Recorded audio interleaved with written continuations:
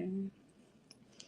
Welcome to the internationally known 24/7 grind with Peanut the General.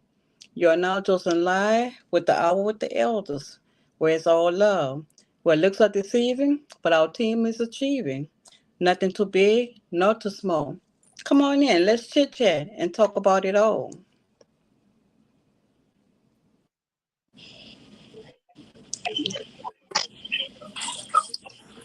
You?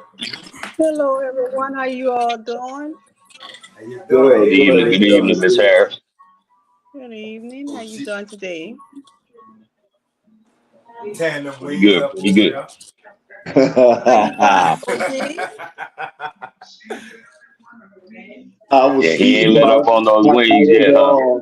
I was feeding my face, but I had to put my wings down for the matter at hand. You understand? That's true. That So, Mr. Monk, you want to shout your people out first, or you want to get straight into it? And we get straight into it. You know me, man. I'm from Chicago and Memphis, Tennessee. Those are my two hometowns. So if anybody's out there, they know who I am. They know I love them, and they know it's all good. So I Yes. appreciate y'all having me on the show. So we appreciate you being with Appreciate us. you Appreciate accepting you this being here. invite. Man, you thank gonna you, start thank it you. off?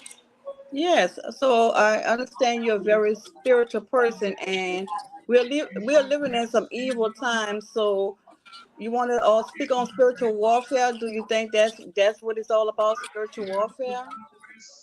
I mean, most definitely, especially these times right now, we are definitely in spiritual warfare.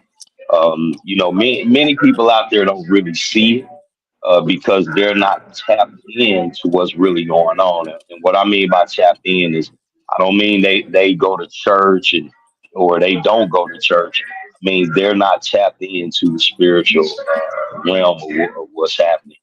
There's a lot of things that go on in spirituality. People think it's just all love, light, and crystals, and all this other kind of stuff, but there's much more that comes with that. And what comes with it is a certain elevation and ascension within knowing who you are as yourself and tapping into that God frequency. It's a frequency that you have to be tapped into. It's an energy because everything out here is energy, whether people want to believe that or not. We're all energy. So it's tapping into that frequency. Once you tap into that frequency and you really start to understand self, you really find out where God is. Once you start doing that, you start getting attacked. You do start getting attacked. So Right. and especially when you're in a position of educating other people, they will attack you. So Tell us about your spiritual journey and where did it take place in your life? well, for me, my spiritual journey really has been a lifelong thing. It hasn't been something that started recently.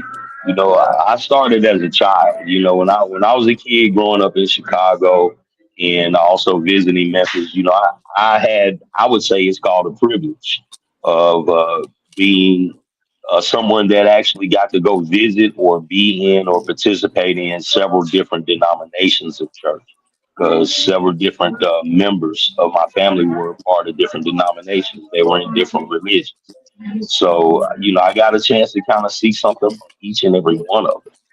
And so while you're learning those things, you not only do you learn what's great about each one, the good portions and the good pieces, but you also start to figure out what's limiting each religion by people's beliefs in those religions. So, as my life went on, I kind of strayed away from the church like most people do, especially during my late teen years. I strayed away from the church because I kind of wanted to go on my own journey, kind of figure things out for myself. And, I went to a high school where I also went to school with a lot of Jewish kids and went to school with some Hindu kids. People were in the Catholicism and everything. And I went to a Baptist church. And so, you learn different things about different religions. But the one true thing that's at the bottom of each and every, that's the common denominator, not at the bottom, but it's just common denominator, it's about love, man. Loving other people, loving your brother, loving your mother, sister, father, whatever. It's all about love. And sometimes people take that out of context, man. Those differences between religions. Right. Yes, sir. Yes, sir. So let's take it back. For you say you from Chicago and Memphis, right? But where were Yeah. you born? Actually in Memphis, Tennessee, and as a young child, my mom took off, went to Chicago, and so I was pretty much raised in Chicago in those formative years. From the time I was basically one, most of my formative years until I was about 11, 12 years old, to where we planted in Memphis. After that, once we left Chicago, we planted. So I had family in Memphis, but my mom went on her own journey. So we took off to Chicago with my dad and my father's family, and from there it was kind of history. And went into when my mom and my dad split up. Went to where she found another man who became also my dad. I count both of my fathers as my father because both of them helped raise me, and both of those families helped raise me, and I appreciate both of those families because I wouldn't be who I am today without them. So yeah, I had the privilege of having two fathers, and those years in Chicago were a big thing. But once I got to Memphis, I was kind of a fast person. Once I got there, and that slow down life kind of took a little toll. It was a culture shock, you know, not only just lifestyle, but also with religion and with racism and all kinds of other stuff. So it was a culture shock. What was the biggest thing that you had trouble? You spoke of the culture shock. Was it the food? Was it the accents? Was it the way of life? Like you said, with the racism. What was the biggest transition you had trouble with, and how did you get over it? Oh, the biggest transition, no doubt, was the racism. Because you coming from a city like Chicago, man, where there's all kinds of ethnicities there. You got Polish, Italian, Jewish, black, white. You got everything there. Chinese, and people think Chicago is one of the most racist cities in the country, but that's I'm gonna tell you that's a lie. Don't let anybody tell you that Chicago's not one of the most racist cities. It's actually one of the most diverse cities in the country. And Facts. so move right, big facts. So from moving from there to Memphis, Tennessee, where white people and black people they worked together, but they were separate. You know what I mean? They were separate, so they led separate lives pretty much outside of working together. And but I planted in Memphis at a time where my generation and the generation coming after me, we were different kind of kids and we were different kind of people. And so we kind of started to change that culture a little bit in Memphis. But Memphis, for years tried to hold on to that culture, man, and they always have. They like to call Memphis a big city with a small town vibe to it. But at some point you gotta grow, baby. You gotta grow. Yes, sir. Yes, sir. Yeah, what you got for 'em, man? So, you speak on the darkness and the light that what it is. Darkness leads others to light. Want to tell us Right. about that? What do you mean about that? When I say the darkness leads others to light, for you to be someone to be able to lead another person into their healing or into their spiritual journey, you have to have been able to walk down those dark roads. You had to have been in the darkness. Right. You can't find your way to the light if you haven't navigated that darkness. If you didn't walk with the devils, you didn't walk with the demons, you weren't into that lifestyle or into those things. How can you lead somebody else somewhere? You can't lead somebody else somewhere if you don't know the way to get there. So, I went down a dark road. I went down a lot of dark roads, to be honest with you. And for me to get to where I am today, I could sit here. You know how people always say, I don't look like what I've been through? I'm Right. one of those people.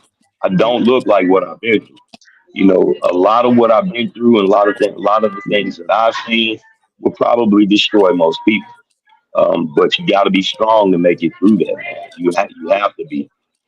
People, like I said, in spirituality, people don't want to believe in things like the spirit realm and ancestors, and they don't want to believe in angels and demons and spirits and all that.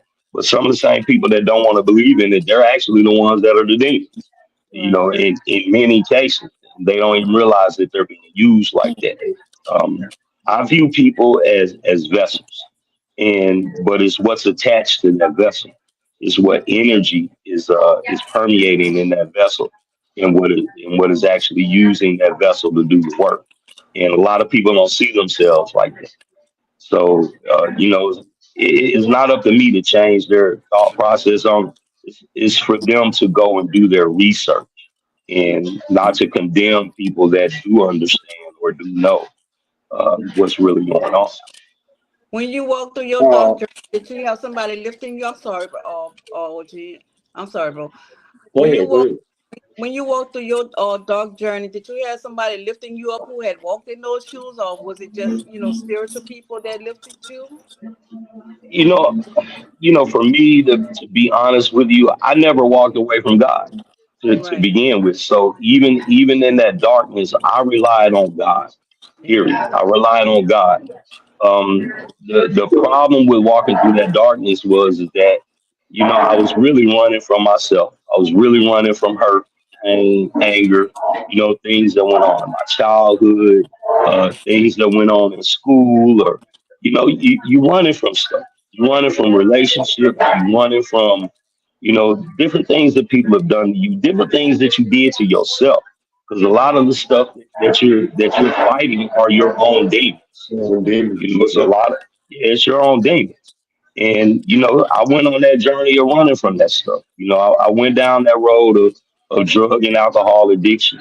I went down that road of sexual addiction and chasing the highs and trying to get those dopamines and endorphins and all that stuff going. And it was a journey, man. Sometimes you have to go through those things to even understand what it is to be blessed enough to be in the light. Right. You, um, go ahead, Reggie. My being bad. being born in the early 70s, I see a vast difference now, not just in our culture, but also in our music that we listen to then compared to now, even with hip hop and rap. Right. Um, Tell us about your introduction into the music industry and the very real reality of demonic forces in music and Hollywood entertainment. Well, they tell you, I came into music with some of my cousins, man, and this was back in the early to mid '90s. And when we started in it, of course, we were doing it just to have fun. It was something that we were doing because we were talented at it. Three of my cousins actually drugged me into it. I was actually somebody that had a little bit of money for us to go into the studio and kind of record those guys. And we went into the studio with some members of the band, the Barcades, in Memphis, Tennessee, and them guys produced a 5 song, demo. I guess you could call it a demo back then. They produced a 5 song demo, and I'll be honest with you, man, I took some 401k money from my job and took us in the studio. The weird part about it was is that what the guys were charging us, man, I took half that money to the casino and blew it, and I had only paid for half of the session. And so when we were coming out of the studio, they wouldn't let us out of the studio with the music. So all of our parents actually came to the studio, listened to the music with those guys that were from the band for the Barcades, and they listened to the production on that music and saw what we did. And believe it or not, our parents came up with the rest of that money to get our music out of that studio. And we started doing talent shows all over Memphis, man. And this is mid '90s. At the time, hip hop, wasn't really looking at Memphis that way. The biggest groups out of Memphis at that time were people like A-Ball and MJG, 3-6 Mafia. You know, some of our other homeboys like Gangsta Pat. You know, Gangsta Pat was somebody that was big out of Memphis at the time. He was one of the first artists from there that had a major record label deal. So so Memphis, you know, Memphis wasn't on the map at the time. But Memphis is chock full of talent. There's a lot of talent there. There's a lot of singers, a lot of rap artists. And I'm talking about on almost every street and in every church. So a lot of talent in that city, man. A lot of talent. And so when you're talking about the demonic forces, man, you know, when they started changing the frequency of music, again, everything is frequency and vibration, man. Yep, that Everything 808. is frequency. Everything is frequency and vibration. And you know, once they change that frequency, right? Once they change that frequency of music, man, from 432 to 440, you know, there's a thing they call it the symbiotic drum, and we used to do a test with this drum with salt, and you could put salt on that symbiotic drum, and you could change the frequencies of the music, and that drum, that salt would either create a geometric, a perfectly you know, comprised geometric shape, or it would show you that salt would vibrate in chaos. And so once they changed the frequency of the music, they changed it to 440, man, that started creating chaos. And so the music Explain to the people how. You know at what point they changed the frequency, Mr. Mo? Explain. I'll be honest with you, I don't really know the point that they changed the frequency, but I do believe sometime in the 80s that frequency did change. They decided Can you to explain how that opens?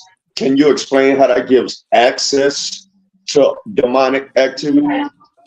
I mean, you know, once you change the frequency, like they tell you, there's high vibrational people and there's low vibrational people, and there's high frequencies and there's low frequencies. You know, one of the ways that we get into low frequencies, alcohol, drug use, you know, things that make us lose our inhibitions. You know, once you lose your inhibitions, man, you're open to doing almost anything, especially things that aren't of the light and aren't of God. So you're opening yourself up to portals of demonic things or things that aren't of the light, entities, energies, or whatever you want to call them. You're opening yourself up to that. So once you open yourself up to that, man, you have no control over it. You think you're controlling it, but it eventually takes control of you, especially when it's drugs and alcohol involved. Yeah, because it's all spirits. Yeah, it's all spirits. There's a reason that you drive past a liquor store and you look up there and it says wine and spirits. Alcohol and You know, there's a reason they put that on it. And that comes from ancient alcohol and spirits, and that comes from ancient times, man. Yeah, That's not something we just came up with over the past. Right. That's not something we just came up with over the past few centuries. Mm-hmm. So, Mr. Monk, I heard you say a lot of times, spiritual warfare, spiritual warfare, spiritual warfare. Can you explain what exactly spiritual warfare is, Mr. Monk?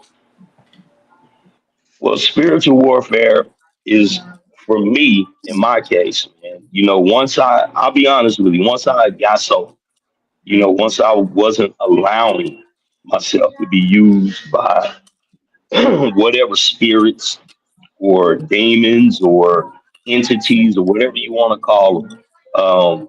Once I got myself sober, that's when my not only did my mind clear up, but I started to be able to see clear. I started to be able to feel clear. I started to be able to understand things clear. You know, when you're allowing yourself to be intoxicated or to be taken over by something, you no longer have control of yourself. You don't have control of your senses. And if you do have any spiritual gifts, you definitely don't have control of those. So everybody that's born on this planet with a soul and a spirit, you all have spiritual gifts.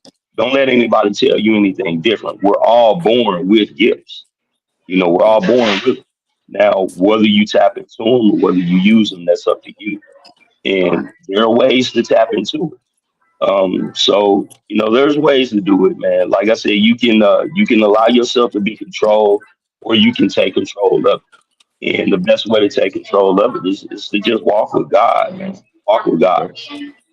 In a nutshell, spiritual warfare is Satan's continual attempt ever since he was cast out of heaven to destroy God's purpose, God's people, and God's kingdom.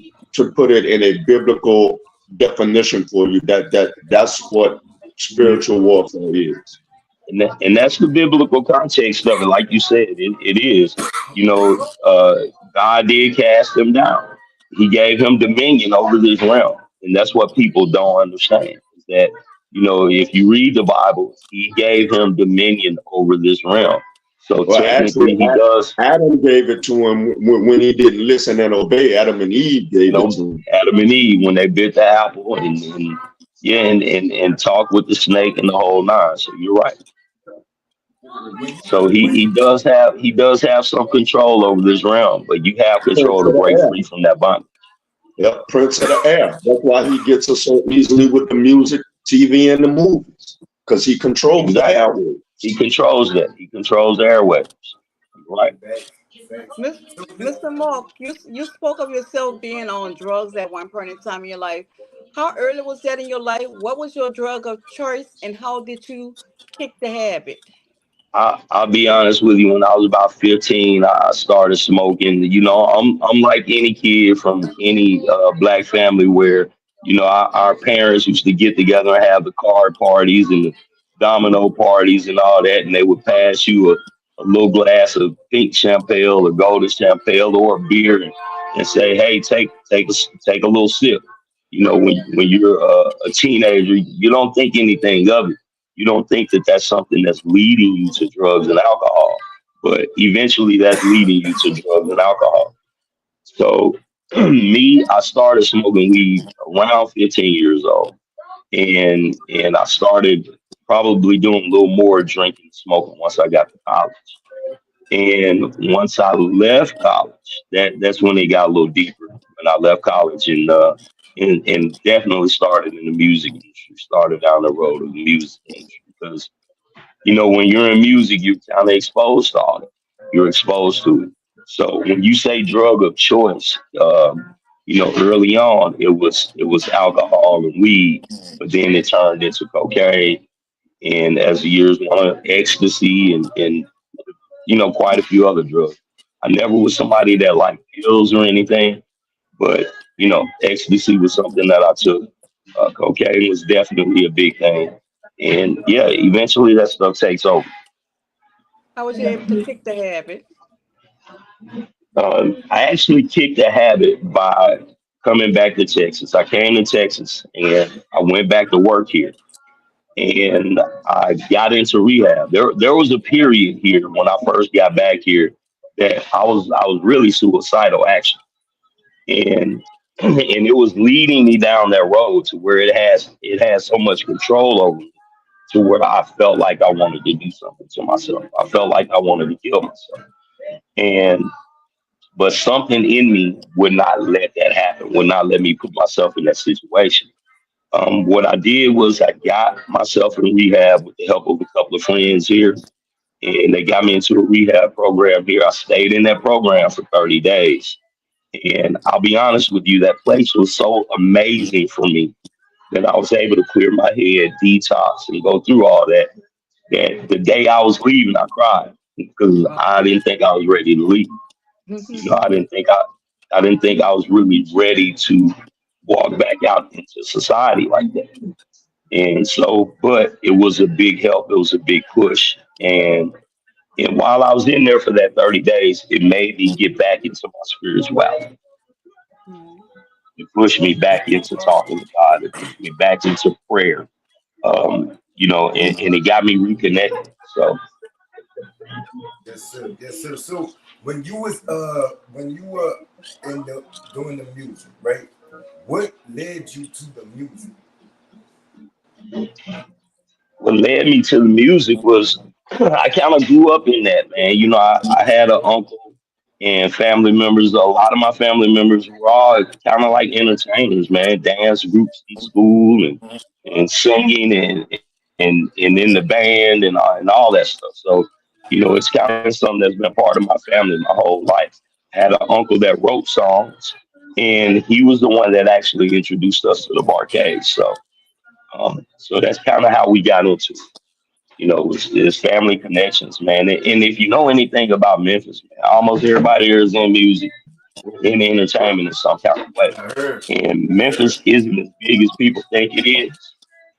It's not as big as people think it is. So everybody there, we either know each other or we're related in some kind of way. So you know somebody that's in the game. What artists did you work with while doing music? While doing music, I worked with some of everybody, man. A-Ball and MJG, Gangster Boo. Man, you can almost name it. Like my cousin Nick, who actually owned Profit Entertainment, as with DJ Paul and Juicy J back in the day.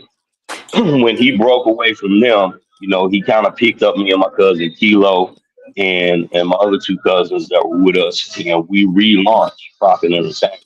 So everybody that was on Profit the first time around, basically except for Paul and Juicy, everybody that was part of Profit Posse the first time around came back. We got all those people back and rounded them up, and we started recording more music. So it was everybody from Kamikaze, Killer Clan Kazi, K-Rock, Homicide. Like when I say there's a host of them, Skinny Pimp. We even got Yo Gotti on some songs. Like we worked with a lot of people. Working with DJ Squeaky. So yeah. Working with those prominent artists, right? What did you learn from working? Well, I know you said Memphis is not as big as it is. Everybody think it is. Everybody was close and family, right? Did you look at them as legends while you were so close to them? Like, did y'all know what y'all was doing at that time? I mean, at that time, to be honest with you, man, I don't think we all really looked at it that way. We're just a bunch of kids from the hood, man.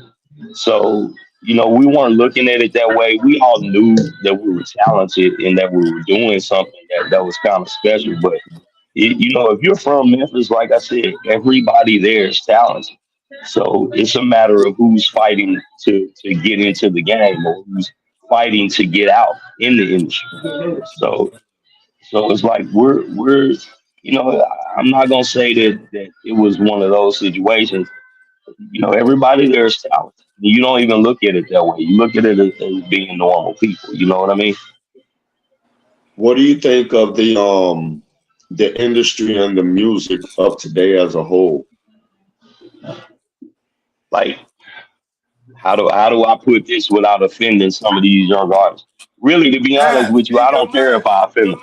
Look, I'm gonna be real honest with you. I don't care if I offend some of these newer artists. I appreciate music for the craft. I appreciate music for the artistic value.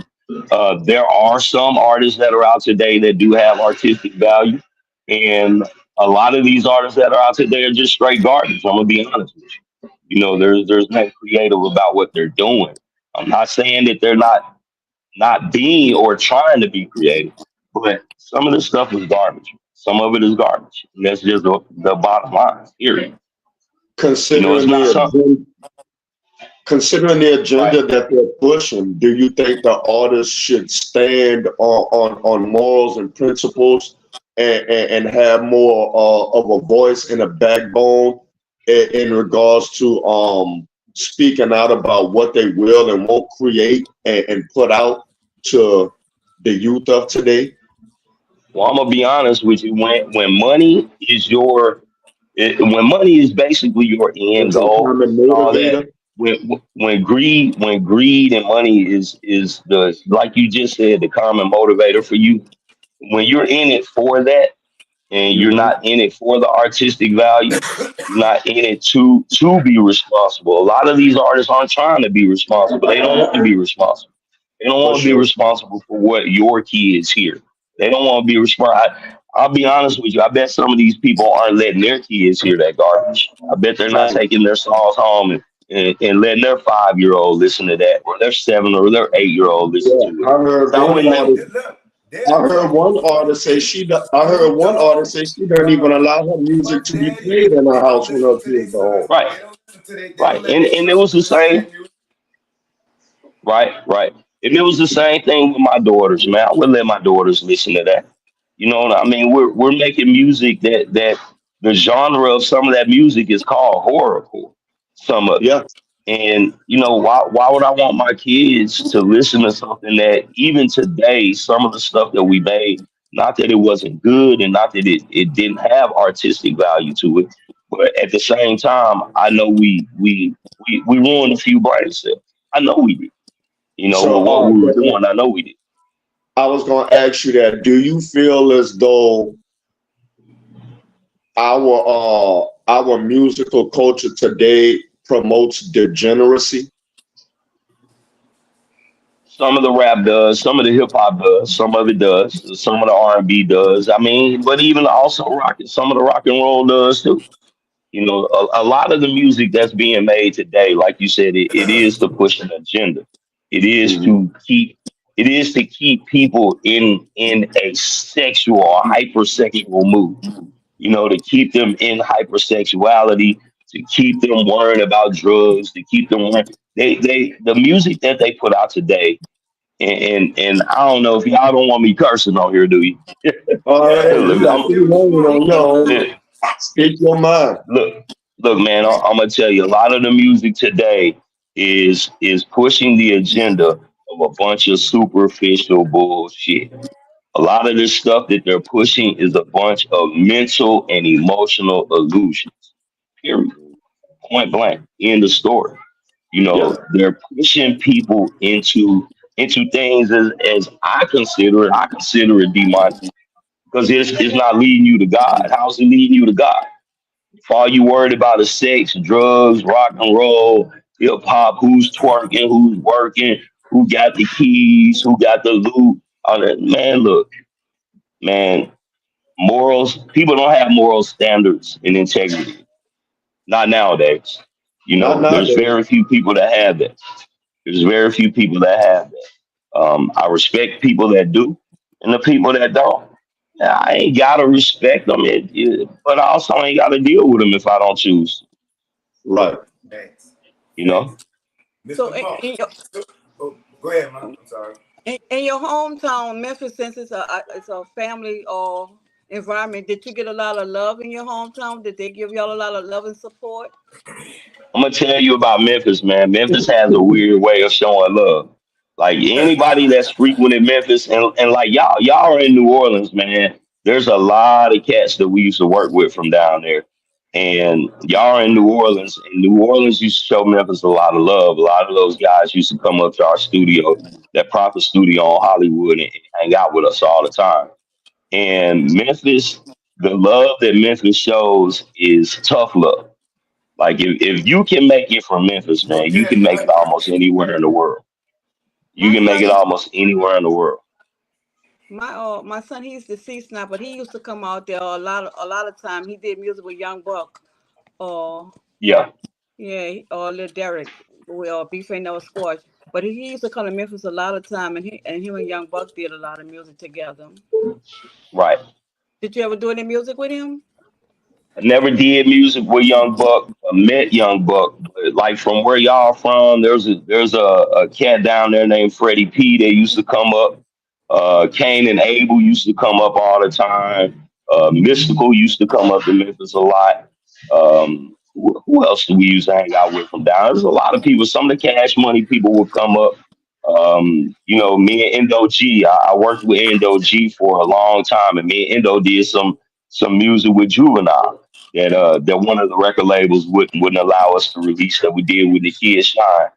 And you know, a lot of cats used to come up from New Orleans and hang out with us and do music with us. Shout out to and rest in peace to Big Ed. You know, Big Ed the Assassin. I did a song with Big Ed. I'm on a song with him. And you know, that cat's been gone for a while, but that cat was a good cat, man. Mr. Mark, What I'm sorry, son. We bumping heads, huh? go You ahead. got this. What advice would you give to a young person who's coming up in the music industry and is trying to be creative without the violence and stuff like that? What advice would you give to that person? I mean, first I would tell Find them something else to to do. speak. Yeah, speak their own mind. Two, they need to definitely understand business of music, and they need to understand that they need to own all their own music, all their own copyrights and publishing. They need to own their own stuff. You know, they don't need to sign it over to anybody. They don't need to let somebody swindle them out of it or any of that. They need to keep creative control of what they do. If they have the means to be able to put their own music out on their own, do it on your own. You don't need a label. You really don't need a label. You don't need somebody that's controlling your creativity and what you say and what you want to put out to the public. How long were you in the industry before you realized that it was something more to the industry than what meets the eye, so to speak? Oh, we started learning that from day one. To be honest with you, we Is that started learning bad, that bro? from man. Look, we started learning that from day one, man. Hey, Like boy. yeah, from day one, man. Man. Everything in the industry, everybody. I'm not gonna say that everybody you come in contact with is coming at you with an angle, but to be honest with you, man, a lot of these groups got screwed over by somebody, and their agenda is to screw somebody else over because they got screwed. You know, and that's the pattern of the industry. That's been the pattern of the industry for decades. You know, it didn't just start. So, Do you you know, think when people that yeah, keeps us what you were saying? Well, I got so now I'm gonna get the next one. And I'm asking because let's just be honest, majority of the music that's being produced today is by our people, always has been. yeah, And that's not to throw a shot at anybody because there's some great artists right. out here, outside of us. But do you think that in itself, the way the industries operate, do you think that puts artists in conflict with one another unnecessarily? It does. I mean, it's no different than the black exploitation films from the '70s, man. You know, they use us. They use us not only to build something for themselves, but they use us to go against each other. And they've been doing it. It's like it's nothing new. They've been pitting us against each other. Hell, they've been pitting us against each other since before slavery. So Since you before know, slavery. it's nothing new, man. They ingrained this into the black mind. Period. It's been ingrained, and they've been pushing that agenda, man, for centuries. It Yeah, didn't just we say it start. all the time. We've been indoctrinated, unfortunately. Yeah, yeah, Yeah. we've been indoctrinated with it. So you know, like you said, it goes back to slavery. The industry is what it is, man. You know, it is Did what it you is. They use us. It's just like Fox. How Fox used all those black shows to blow Fox up, and now Mhm. you can't find a black Yeah, show you on can't Fox. find that one. You Do know, you not Would one. you say that the industry is a modern day plantation? It's always been a modern day plantation, man. They've been doing that to us since film became when film finally became speakeasy. They've been doing it. They've been doing Yeah. that to us. You know, with all the black minstrels and all that type of stuff. They've been doing that to us. It's nothing new. It's nothing new. They're just doing it in a different way now. Doing it in a different way. Mr. Yeah, they're Monk, doing it in a different way. Mr. Monk, from you knowing the ins and outs, right? Your love Right, for your love for the music, just the music, not the BS that goes with it and behind it, but knowing right. what goes with it and behind it. Did that deter your love for the music itself? No, man, never, never. Like I'm gonna be honest with you, man. It got to a point to where we just kind of strayed away from trying to deal with labels anyway. You know, deal with majors anyway. You know, we were making music for the fun of it in the beginning, and then as everybody realized that hey, we're all talented at this. That Memphis does have a sound and a vibe. Of course, you want to get out of Memphis, and of course, you want the world to hear your stuff. but at what cost? Are you really willing to sell your soul for that? Are you really willing to give up something that you don't want to give up to get to where you want to go? And I'm gonna lead y'all to all the stuff that's going on now in the industry with all the P Diddy and everybody want to talk about the Meek Mills and all this other stuff that's happening. Man, you got gatekeepers in the industry, and a lot of these gatekeepers are it is what it is, man. That's They how they roll. bisexual and all, That's and, how they and that's how roll. they roll, man. If you want to get in, you They got to give booty up something. badges. Yeah, You yeah. know, Coming through the door, you got to you be willing to get down. you want to get in, you got to give up something, man. The Justin Biebers of the world been trying to tell y'all. They've been trying to tell people this, and people condemn them when they first trying to tell them, but now they see people like Puffy and the R. Kellys and everybody else that's being taken down. Like when people start to see this stuff, they don't want to believe it. Oh, these are my favorite artists. Man, your favorite artist is It's just as wicked. human as you are, and they It's just as wicked. flawed as you are. They're just a flawed individual with some money, which means that they got money to go do the worst stuff with all the free time they got on their hands. So Mhm. that's all it really is, man. A lot of soul selling. Yeah, it's a Yeah, lot of soul selling in this industry. yeah. A lot of soul selling. Yeah. Mr. Mo, let me ask you this. Witches and warlocks. I said it wasn't true. You told me, hold on now, little one. Pump your brakes. Can you, if you will, right? Can you get into that? Man, look, let me break down the whole witches and warlocks thing, man. A lot of us come from bloodlines, right? We all come from bloodlines.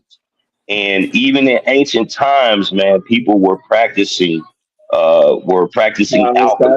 sacrifice Right. They and were all that. practicing alchemy. They were practicing magic. Ancient Egyptians, if you go back to Mhm. Thoth the Atlantean, uh Yeah.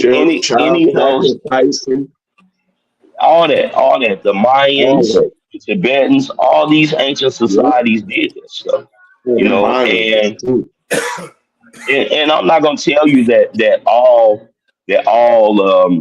wizards and witches and warlocks and all that stuff are bad. There are people out here that practice some of that stuff for their own good, and they Mm. practice it for good. But yeah, there are people out here that practice that stuff on a bad or demonic level, and it does exist. The people that don't believe in it, who cares whether they believe in it or not? It doesn't matter whether they believe in it, but it matters whether it exists, and it does exist. Why do you think it's so heavy in the music industry though? And Hollywood entertainment. Because everything about that industry is demonic. People are always trying to siphon your energy, man. Especially if you're a high vibing person. If you high vibrational, you anointed, you walk with God, you carry that energy that's abundant and it's Mhm. creative and all that kind of stuff. Yeah, people are always trying to siphon off of you, man. Don't people out here don't get it twisted, man. If you know that you have an anointing from God. He gave you the ability to be abundant. He gave you the ability to be creative. He gave you the ability to almost, make things appear out of thin air, or it seems like that to other people. Yeah, people want to take that from you. They want to steal it from you. So they will try to do things to you. They will try to, and let me explain spell work to y'all before y'all ask me another question. Mhm. People don't understand spell work, man. Spell work could be somebody gossiping about you. Spell work could be just simple word magic. Spell work, poems are spells. When you go to school, they teach you spelling, right? There's a A drum reason it's beat, called spelling. a You know, drum beat. a drum beat can be a spell, man. People can put you under Mhm. spells in different kind of ways, man. This stuff isn't new. That's what people don't understand. It's not new. There's a book that I read once called the Secret Doctrine of the Rosicrucians, and this What is book that? was What's Yeah. the name of the book? it's, it's called the Secret Doctrine of the Rosicrucians, The and European this folks. right this Europeans, Wait, and this I this book. can somebody? Can somebody spell doctor for me? DOCTRINE.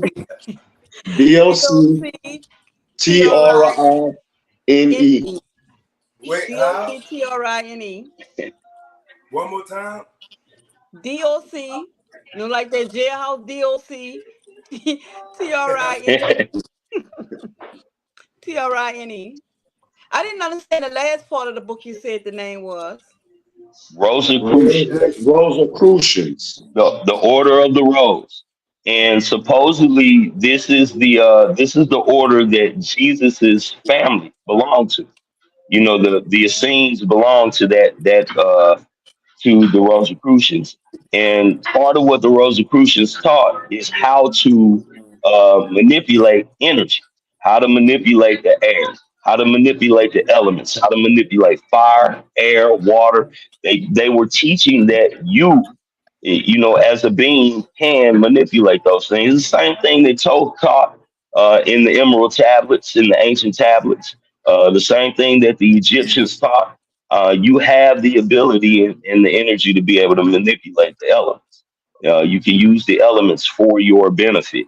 Now, at some point, people started using that stuff for bad, and they start doing bad things or doing whatever they're doing, witchcraft, whatever they want to call it, sorcery. Now, To me, a lot of the people that are doing it nowadays are just a bunch of kitchen witches. They really don't.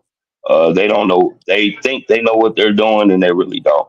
And they need to kind of leave that stuff alone, because that stuff really can get you caught up into something spiritually that you can't get your ass out of. What is light worker? What's the difference between spirituality and religion? Well, the difference between spirituality and religion is that spirituality doesn't put God in a box. God is much bigger than the limitations that religion puts on God. You know, most religions, the way they have religion set up, all these religions put you in fear. It's all fear based, and God is not something that you should fear. The reason God is not something that you can fear is that if God created this universe and everything in this universe is all the same atoms and molecules and all that, and you're made up of that same cosmic dust, that same energy, you come from that same energy, then why would you fear God if you are part of it? If it's within you already, why would you fear something that you exist as? You exist as part of God, of that God energy, of that frequency. It's a scare tactic. It's all fear based. Religion is man-made, like all of these different denominations we have. Right. That's religion. All of these different self-appointed opinions that you hear about God today, and they want to make him inclusive, like he doesn't have a wrathful side just as much as he has a gracious and a merciful side. Right. All of that's religion. Spirituality is what is in between the confines of this cover. Spirituality is the gospel. Religion is not the gospel. No, it's not. And with spirituality, man, you can go within yourself and you can gain a connection to God on your own. Religion puts you in bondage. Spirituality, it puts you in bondage. Puts you in bondage. Spirituality frees you. Exactly. Yep. Mr. Mark, and a lot of people don't get that. Nope, not at all, bro. Mr. Mark, explain to us, what is the chosen light workers? Okay, the chosen light workers truly are people that are chosen by God, and they could come from any walk of life. They could be anybody, but they're the people that bring love and light and love and light energy. They exude that from their existence. And I'll tell you something about that, because a lot of people don't understand this either. Like, you could go to church your whole life, right? You can sit on that front pew from the time that you were 3 years old, but you ain't never really been out in the world. you ain't never really experienced anything. You've never really learned any lessons. You've never really had to endure anything. So, people think that because you spend all that time in church, oh, you're super anointed. You're the anointed ones. No, the anointed ones are the ones that God put out here in the world, and they are broken. Right. Those people went out here and they were broken, beaten, hurt, crucified, no different than Jesus. I'm not saying that they're Jesus, but I'm saying they got crucified, no different than Jesus. And they never lost faith in God, period. They never lost faith in God. They kept walking that path no matter what happened to them. And at some point, God saw that they were continuously learning those lessons. They were continuously keeping the faith, and that they never turned their back. They never turned their heart cold. They never turned their mind cold. And they never turned their back on spirituality. So Kind God of like starts to a lift Job. those people up. Kind of like a You know, Job. Mr. right? Monk, Mr. Exactly. It's just like a joke. What So, and, clicked and in and your you mind? stayed humble. You stayed humble, and you lived your life in gratitude. You don't worry about what's going on out in the world. You're not worried about the worldly things. Do you want worldly things? Of course, some people want worldly things, but that stuff doesn't make you or break you. That's not what makes you or break you. Your happiness comes from the inside. It doesn't Amen. come from the outside. Amen. Mr. Monk, you've worked with a lot of prominent artists. You've done a lot of things, right? What made you or clicked inside of you that you had enough? What clicked inside of me that I had enough. I'll be honest with you. I've been walking this spiritual path really most of my life, and what I'm gonna tell you is I had a near death experience. I had a near death experience, and that's what brought me back to Texas. One, but even after having that near death experience, I still was fighting God. God was trying to help me ascend. The spirit realm was trying to put me through an ascension, and I was fighting that ascension. I've been studying the esoteric and all this stuff my whole life, and I was fighting that ascension, man. And when I got to a point to where I thought I was about to kill myself, and I felt the devil breathing down my neck, that was the moment that I knew I either change now and follow God and come back to the path, or I'm not gonna be here. He's gonna let me slip into the darkness. He's gonna let me slip into the abyss, and I wasn't ready for that. What lesson did you learn from going through that and getting through that? The biggest lesson that I learned is that I can make it through anything as long as I keep the faith in God. As long as I turn to God. As long as I drop to my knees and pray. As long as I believe in God. You know, um, I'm gonna be honest with you. I couldn't have made it through the sober journey. I'm still making it through the sober journey. Anybody that thinks they got this thing at any given point, you don't. Fooling yourself. Don't lie to yourself. Don't lie to Fooling yourself. yourself. Because I know people that's been 20, 30 years sober, and they go out and get drunk. I'm not gonna say they threw it all away, because they still had 20, 30 years, but they went back out. So I'm One not little gonna tell trigger. people, yeah, One it's little one day at trigger. a time, man. One Right. little trigger is all it takes. And that's all it does take. But the way you beat those triggers is you get yourself balanced You mentally, gotta stay rooted. emotionally, You and gotta stay spiritually. rooted. You If gotta you stay don't if rooted. you don't balance yourself in those three things, man, anything can overtake you. Yep. Got to be rooted for sure. Have to. So, first Have of you ever all, had any times that you almost relapsed? Believe it or not, in my first year of sobriety, I relapsed 3 times.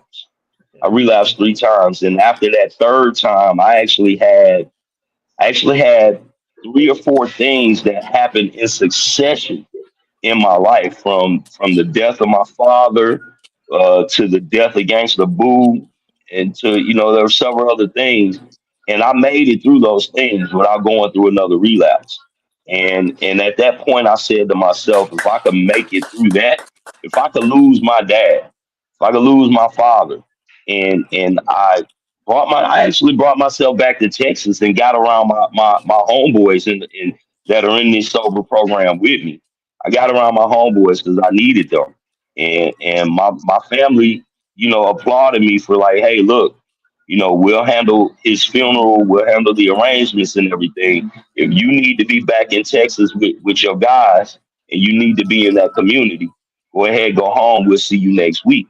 And I How got on the important do plane the you very think next that is, morning, Mark? man. How Huh? important how important do you think that is for us as black men to have, people in your circle that,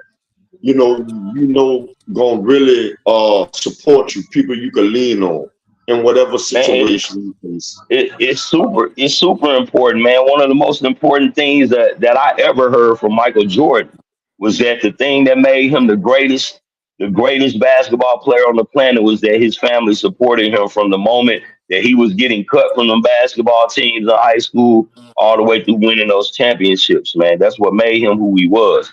It wasn't all the other stuff, it was his family. Right. And Now, and I'm gonna be honest with you, us as black people, a lot of our people don't believe in going to get help.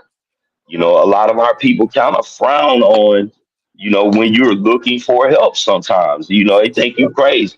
Like you yeah, can just stop. A lot of times you can't just stop. You need the help, man. It's a disease.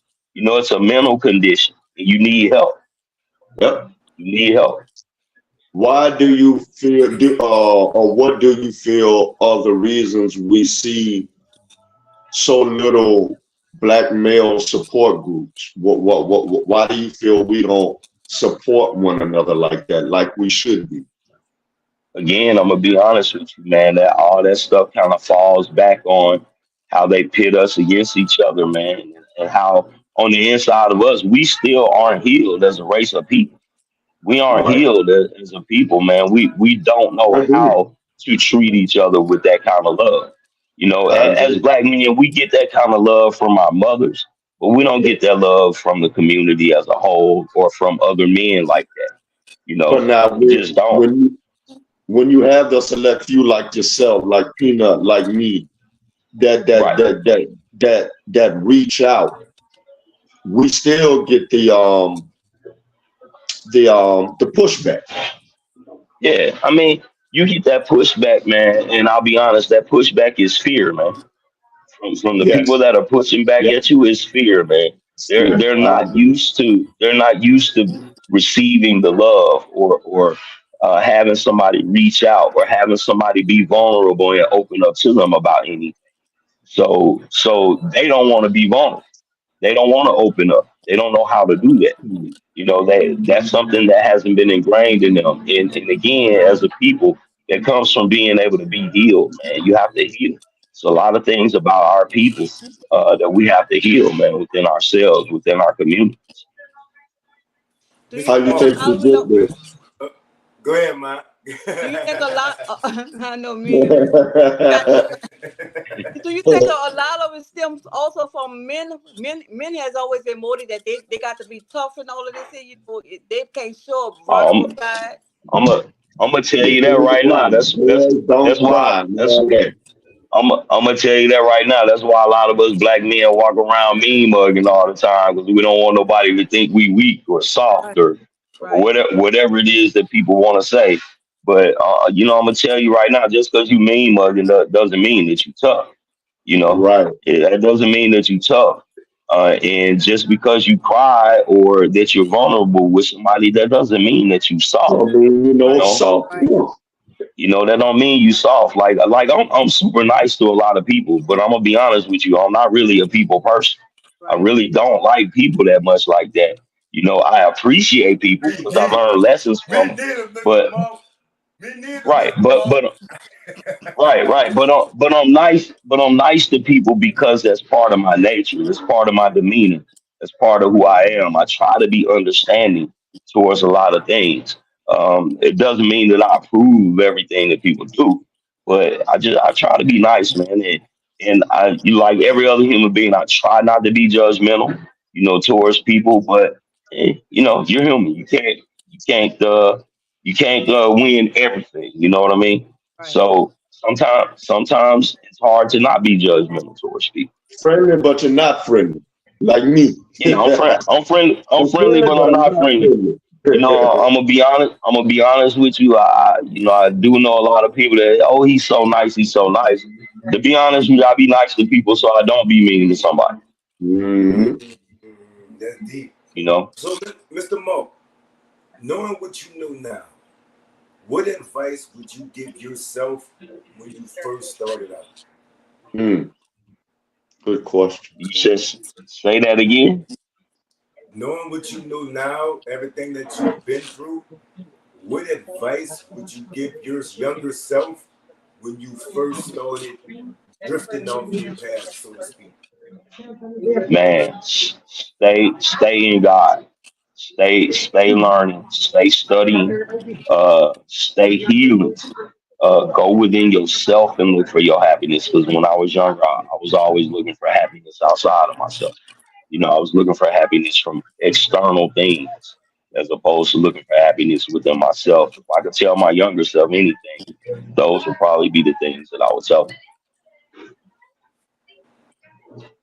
What you got, man? I don't have nothing else right now. I'm just listening now. You got anything, OG? Not at the moment.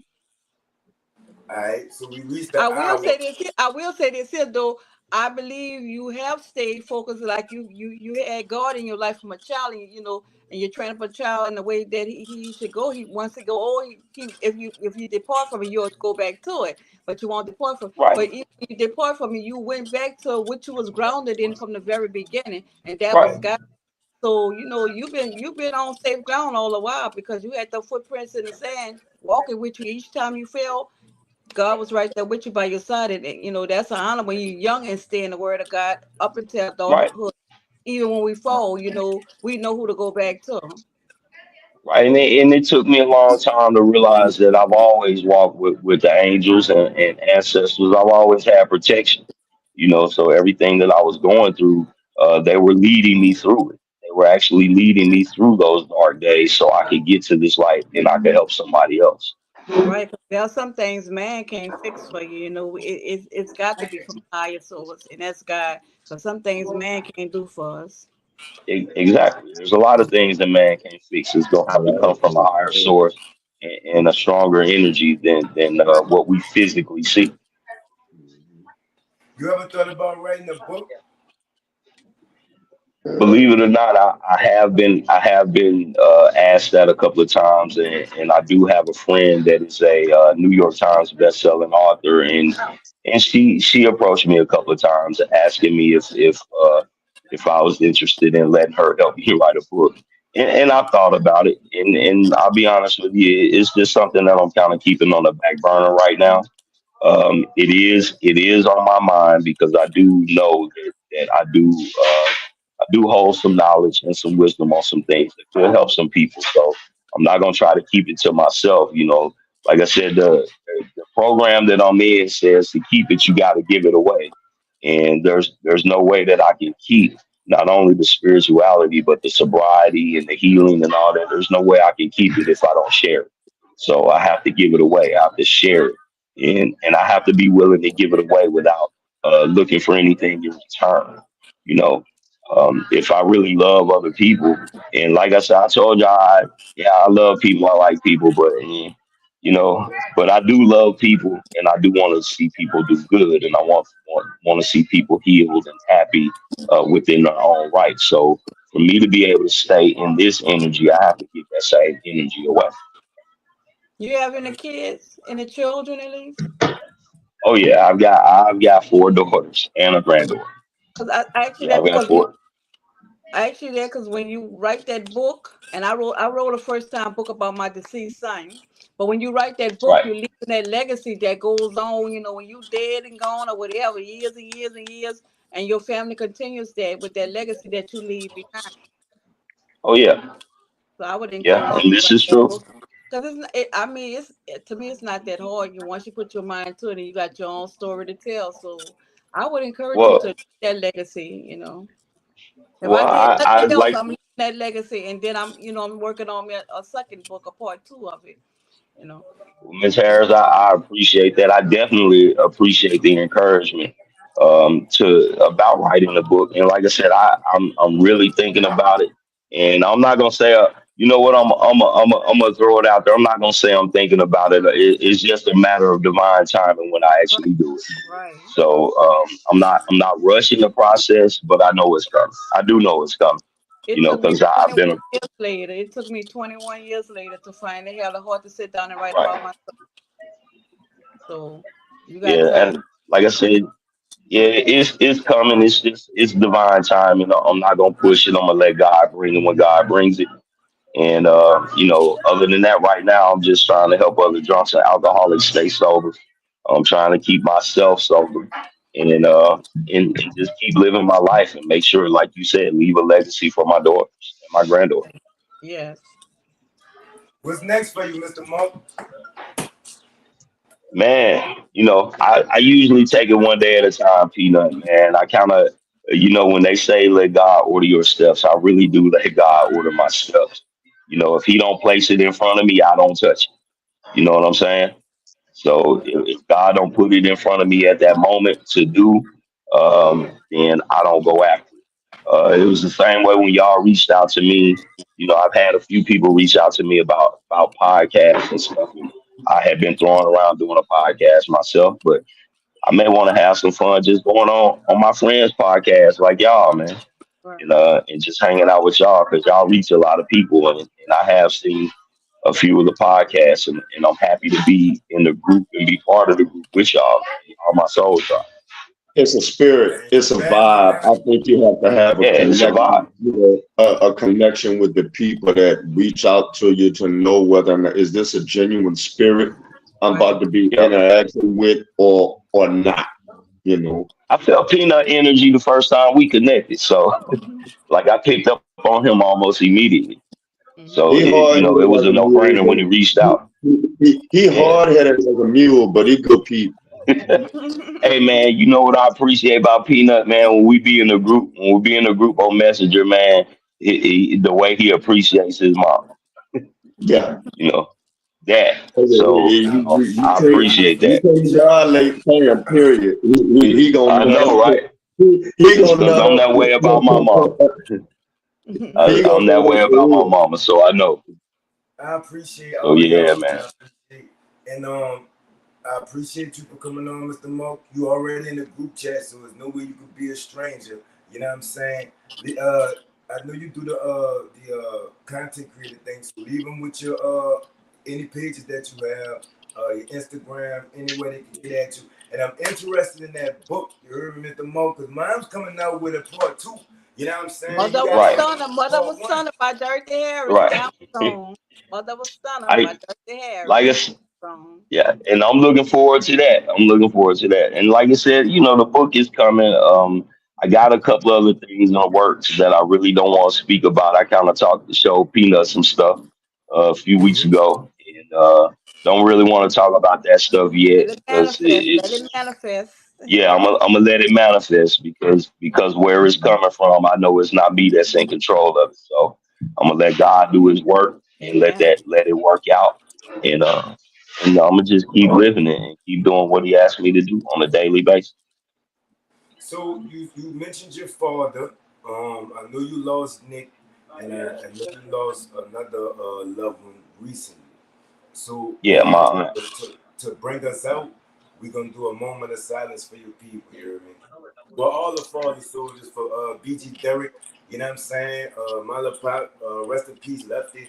You know what I'm saying? Anybody that I know, OG, your nephew got killed a couple of months ago. So, you know what I'm saying? We're gonna do a moment of silence for everybody, and that's how we're gonna take us out. You heard me? All right.